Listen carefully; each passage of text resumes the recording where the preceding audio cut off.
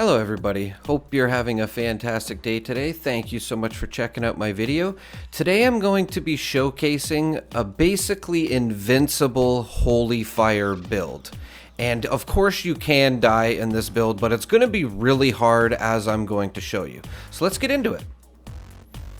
So this is the holy fire, and it's not like you don't even need this weapon. I would just recommend a vampire's weapon for this build, but I did want to center this around the holy fire, which you can get from Beasts of Burden as a lucky drop. Now it might take you more than a couple times to get this gun, but people are selling them in their vendors and you should be able to get one.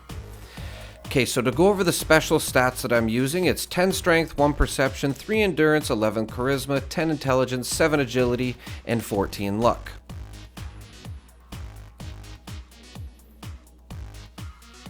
And to get into mutations that I would use, now all of these are not necessary except adrenal reaction. I would highly recommend Scaly Skin and Speed Demon. If you want to be a carnivore for this build, it will work as well. Marsupial is a good one to have. I like Healing Factor, and Egghead I only have on to help me rank up faster. You do not need those ones. Just Adrenal, Scaly Skin, and Speed Demon.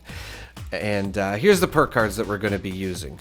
Now I do recommend that you use all of these, obviously. I put this build together and I truly feel you pretty much need everything on here.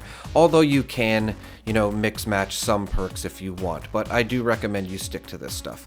Then just to point out some perks that are like a must-have is like Nerd Rage under Intelligence, Tenderizer under Charisma, Bloody Mess under Luck, Adrenaline under 5, Escape Artist under Agility, Stabilized under Intelligence, Gunsmith level 5, Scrapper. Like all of these are extremely important to this build. All the heavy gunners as well. Blocker is extremely important as well. I highly recommend Lock and Load as well too, so you reload faster. Now to get to the legendary perks, these are the ones that I'm using. And I really do highly recommend that you get your lettered legendary perk cards maxed as soon as possible.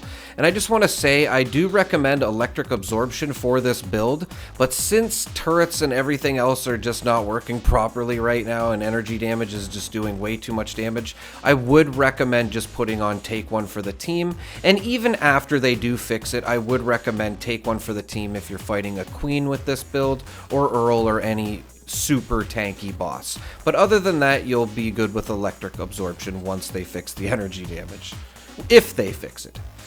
Now when it comes to power armors to use in this build, which it is a power armor build, but it does work without it, which I'm going to show as well. I do recommend the Union power armor. The T65 and the Exo 1 will work, but I do recommend the Union power armor if you can get your hands on it, which is easier said than done, I know, but just because it has the extra poison resistance, and that's going to be really helpful with this build considering that you're low health. And as you can see, I don't have any special rolls on these. In fact, Vanguards was a couple of my rolls, which I do not recommend for this build because you will be low health.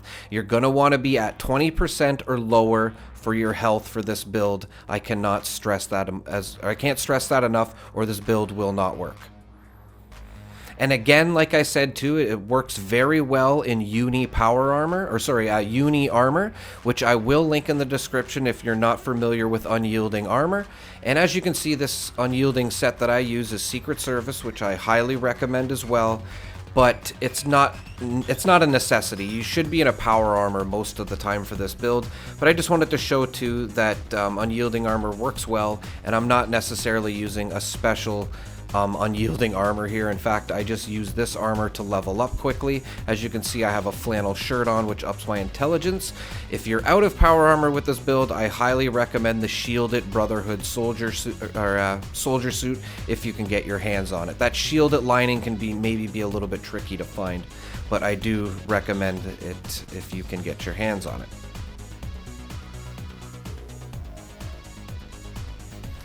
And just to showcase here, like, the damage that you can withstand with this build, I'm just standing here at West Tech, 2 dogs are attacking me, and I'm getting bullets from everywhere. And you can see my health doesn't even move. It really doesn't. So, like I said, you're not necessarily invincible, but you kind of are. Like, it's going to be extremely hard to die. If you're not in power armor, of course you will die a little bit faster, but like I said, unyielding armor works very well with this build, but I highly recommend power armor. As you can see, you will not take as much damage. And like I said, I would recommend in the order of the Union, T65, and then maybe the Hellcat or the Exo. Definitely the Union. And as you can see too, this also works with a vampire's weapon, which is what the Holy Fire is. You can see I unequipped it there for a second, and then my damage started going down. Make sure you are using a vampire's weapon with this build, if you switch away from the Holy Fire, or you re-roll it. You can see here too that even a behemoth couldn't really do anything to me. Just standing here.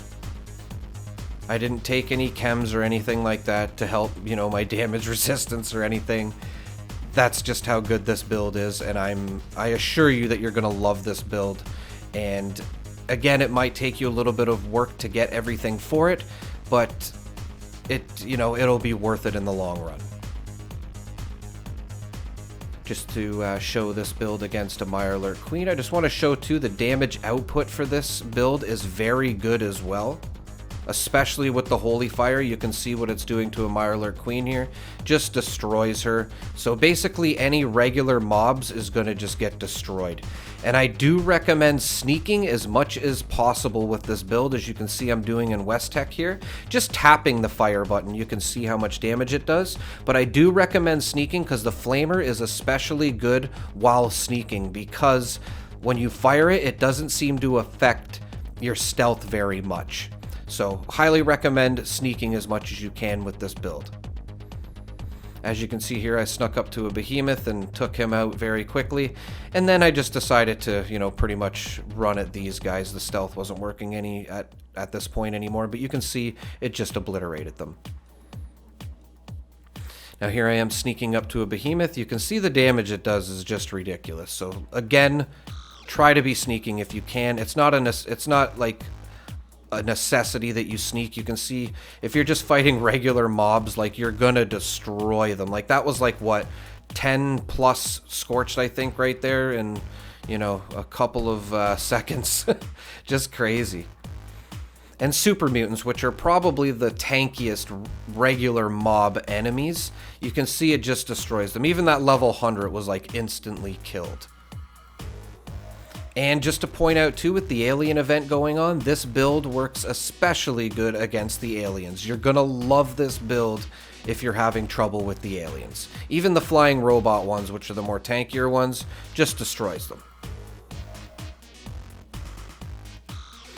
Now, I wanted to showcase it as well. Like I said, it does work very well if you're not in a power armor. As you're going to see here, you're still pretty tanky, and you should have lots of time to know to hit a stim pack. Just keep an eye on your health more if you're not in a power armor. If you're in a power armor, you may die if you're not paying attention like once an hour or something like that. Not even. You're pretty much invincible.